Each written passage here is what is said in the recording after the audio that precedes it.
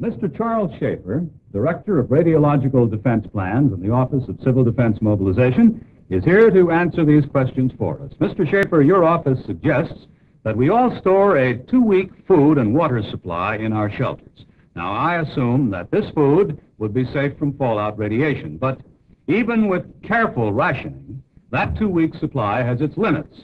What would we do for food later? The purpose of the fallout shelter is not to protect food, Mr. Edwards. It is to protect you. Radiation is not dangerous to canned foods, food in jars, or food in other sealed containers. Nor is it dangerous to the food in your refrigerators or on your cupboard shelves. Radiation is only dangerous to living things. Then most of the food stored in homes and groceries and warehouses would be safe from radiation, Mr. Schaefer? Right. But as an additional protective measure, we suggest that any jar or can which may have been exposed to fallout be washed or thoroughly wiped before opening. This is to prevent the radioactive particles on the outside from contaminating the contents of the can. What about food left exposed, such as fresh fruit or vegetables? Well, actually, any food exposed may collect radioactive particles, and this could be dangerous if eaten. However, there are many very simple ways of decontaminating food. Let me show you what I mean.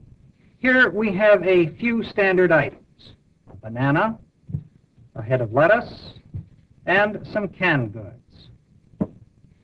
First, I shall check this banana with the Geiger counter to make sure that it has no contamination on it. Next, I shall deliberately contaminate the banana with this radioactive solution. This is not dangerous, but it is mildly radioactive. And when I again check it with the Geiger counter, you can tell by the clicks that it is radioactive.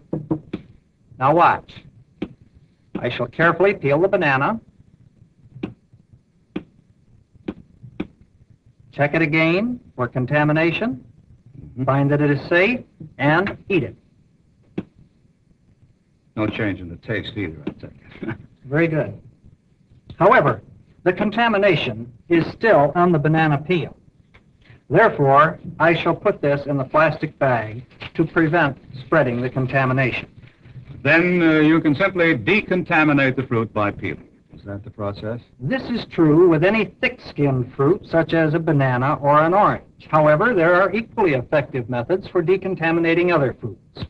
For instance, with a head of cabbage or lettuce, one would simply strip off the outside leaves, put them out of harm's way, and wash the lettuce carefully, as any housewife normally does. With canned foods, one would wash the can or wipe off the outside carefully to prevent getting the contamination on the outside into the food. Thus, as you can see, Mr. Edwards, the radiation picture is not all black. In fact, if you do the proper things, it becomes quite manageable. Thank you very much, Mr. Schaefer. There is much we can learn about dealing with radiation, but we must learn what to do now to prepare ourselves for survival in the nuclear age.